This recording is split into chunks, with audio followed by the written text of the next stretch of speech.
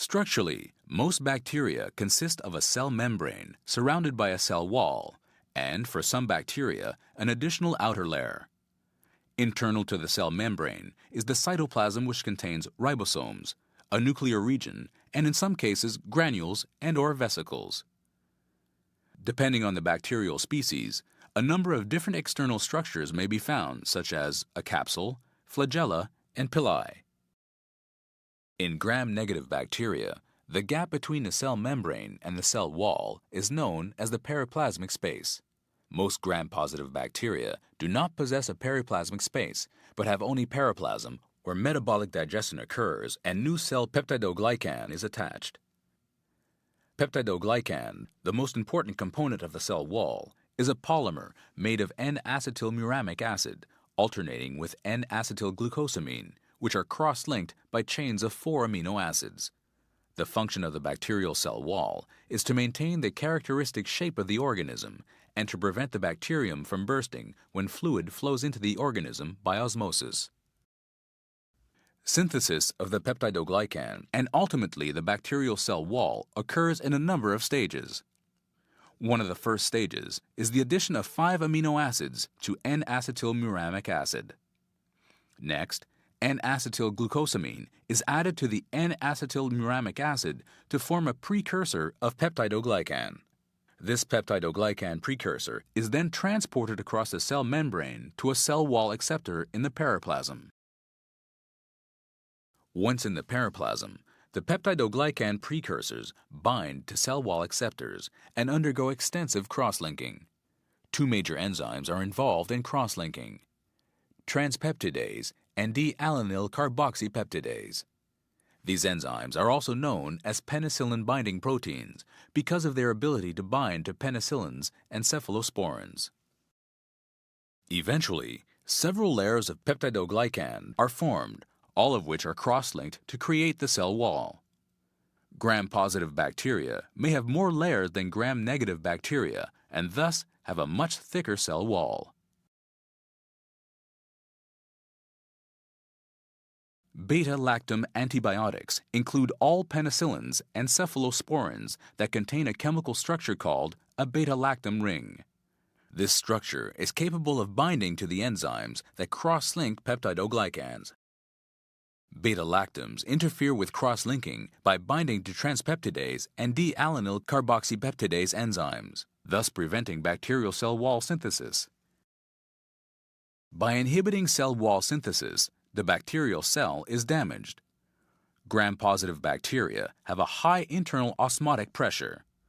Without a normal rigid cell wall, these cells burst when subjected to the low osmotic pressure of their surrounding environment. As well, the antibiotic penicillin-binding protein complex stimulates the release of autolysins that are capable of digesting the existing cell wall.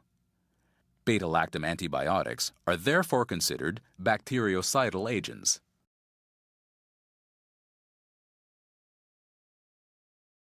Bacterial resistance to beta-lactam antibiotics may be acquired by several routes. One of the most important mechanisms is through a process known as transformation. During transformation, chromosomal genes are transferred from one bacterium to another. When a bacterium containing a resistance gene dies, naked DNA is released into the surrounding environment. If a bacterium of sufficient similarity to the dead one is in the vicinity, it will be able to uptake the naked DNA containing the resistance gene. Once inside the bacterium, the resistance gene may be transferred from the naked DNA to the chromosome of the host bacteria by a process known as homologous transformation. Over time, the bacterium may acquire enough of these resistance genes to result in a remodeling of the segment of the host DNA.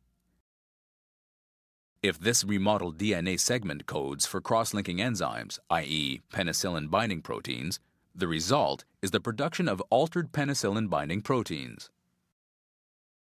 These altered penicillin-binding proteins can still cross-link the peptidoglycan layers of the cell wall, but have a reduced affinity for beta-lactam antibiotics, thus rendering the bacterium resistant to the effects of penicillin and other beta-lactam agents. This transfer process has resulted in penicillin-resistant S. pneumoniae through the acquisition of genes from other naturally occurring penicillin-resistant Streptococcus species. A second important mechanism by which bacteria become resistant to beta-lactam antibiotics is by the production of enzymes capable of inactivating or modifying the drug before it has a chance to exert its effect on the bacteria. Depending on the bacterial species, the gene coding for these enzymes may be found as part of the host DNA or on plasmids, which are small, self-replicating units of genetic material. Bacteria are capable of passing these resistance plasmids to each other by conjugation.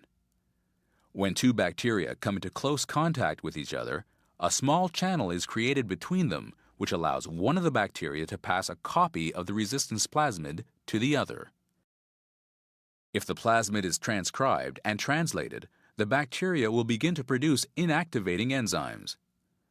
These enzymes, capable of destroying beta-lactam antibiotics, are known as beta-lactamases. In gram-positive bacteria, the beta-lactamase enzyme is generally inducible, resulting in a large amount of enzyme being produced in the presence of the drug. In gram-negative bacteria, the beta-lactam enzymes are produced constitutively, i.e., even when the antibiotic is not present. Gram-positive bacteria release the beta-lactamase enzyme from the cell into the extracellular environment where it inactivates the drug before it enters the bacterial cell.